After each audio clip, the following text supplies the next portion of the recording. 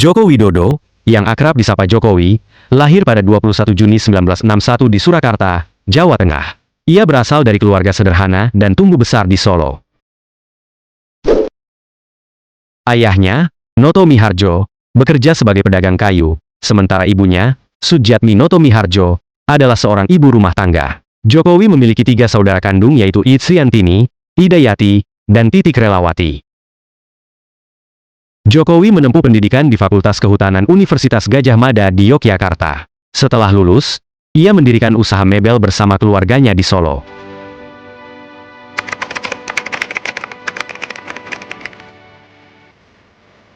Jokowi mulai terlibat dalam politik pada tingkat lokal. Ia terpilih menjadi wali kota Solo pada tahun 2005, dan berhasil menciptakan berbagai program pembangunan yang membuat Solo semakin berkembang. Pesanan sudah kira-kira lebih dari 6.000. Dan ada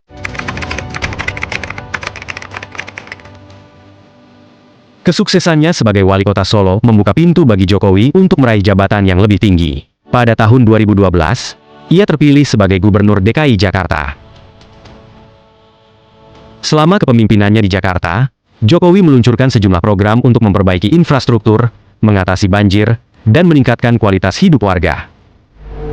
Sekarang ini saya mau fokus dulu bekerja ngurusi masalah rusun, masalah monorail, masalah MRT, masalah kesenjangan tadi, masalah copet tadi.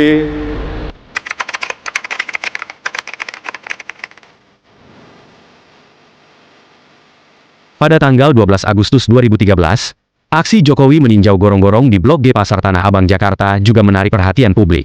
Namun, saat itu, Jokowi tak turun langsung ke saluran air, melainkan hanya melongoknya.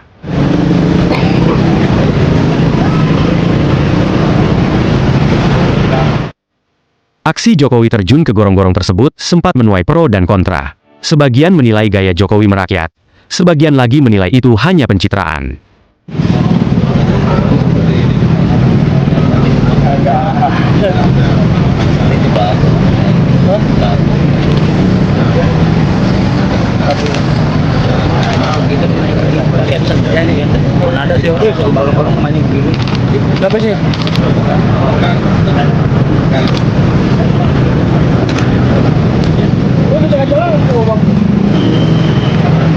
Mengunggulkan kepentingan pribadi dan keluarganya, maka wajib presiden itu dimakzulkan. Ya, ini saya yakin sekali. Ya. Saudaraku sebangsa dan setanah air yang saya hormati, saya cintai, sejak dulu saya sudah yakin Jokowi memendam ambisi yang busuk dan terkutuk.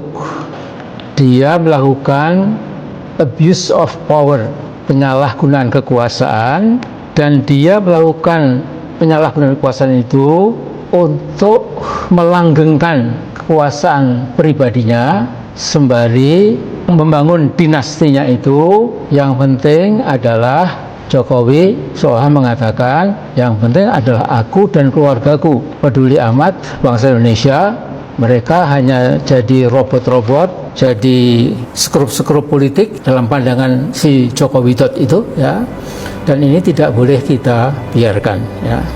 Nah, makin dekat ke ajal kekuasaannya, ke kematian kekuasaannya itu, ya, itu sosok Jokowi sebagai presiden sudah berubah menjadi sosok seorang tiran, seorang autokrat, dan sekaligus seorang despot.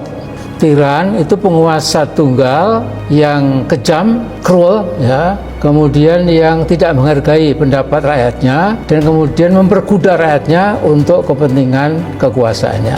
Sekaligus juga seorang autokrat, ya, di mana dia satu-satunya yang benar, satu-satunya yang memborong kebenaran dan kekuasaan, dan ini tidak boleh kita biarkan. Dan juga seorang despot, ya. Despot itu seorang penguasa yang bersifat dajjali, membunuh kalau perlu dan lain-lain. Ini tiga-tiganya ada dalam diri Jokowi, terutama akhir-akhir ini, ya. Nah, karena itu saya ingin menyampaikan, ya, bahwa enough is enough, ya. Sudah cukuplah ya kita mentolerir kezaliman, ketiranian, kedespotan, ya, keautokratan itu ya, dari si Joko Widodo ini ya. Nah karena itu ya, ini Jokowi kan memberikan sebuah dawuhnya itu kepada anggota-anggota DPR supaya keputusan MK nomor 60 ya garis miring PUU strip 22 angka Romawi ya tahun 2024 itu yang memang sudah betul itu binding dan final ya, dan di situ memang lebih mendemokrasikan semua pilkada nanti, sekaligus juga batasan umur dan lain-lain. Karena si Kaisang itu yang digadang-gadang oleh Joko Widodo itu menjadi gubernur entah di Jakarta ya atau di Jawa Tengah dimanapun, ini sungguh-sungguh sesuatu yang memalukan, nista dan hina ya. Nah karena itu ini nggak bisa kita biarkan ya. Bahkan menurut Dewan Guru Besar UI, tingkah pola tercela yang dipertontonkan para anggota DPR untuk menganulir putusan MK itu sebuah perwujudan kolusi dan nepotisme yang berbahaya bagi kelanjutan demokrasi di Indonesia yang kita cintai ini ya. Jadi saya ingin menyampaikan bangsa Indonesia ini sudah sampai ke ujung perjalanan politik yang sangat berbahaya. It's now or never ya. Bila bangsa Indonesia ternyata mengalah pada kemauan si tiran brengsek tadi, si tiran pekok, autokrat pendek akal dan despot terjali itu, bisa-bisa pelantikan Pak Prabowo sebagai presiden elect menjadi gagal. Ini mungkin yang sedang diplotting oleh Joko Widodo itu ya. Dibuat suasana membingungkan, ada krisis konstitusional ya. Nah kemudian juga mungkin angan-angan si Joko Widodo ini adalah bagaimana menggagalkan pelantikan Pak Prabowo Subianto pada 20 Oktober yang akan kita sambut dengan segala macam harapan itu ya. Ini terpulang kepada kita, tapi saya sudah mencium bau busuk langkah jahat politik Jokowi itu ya.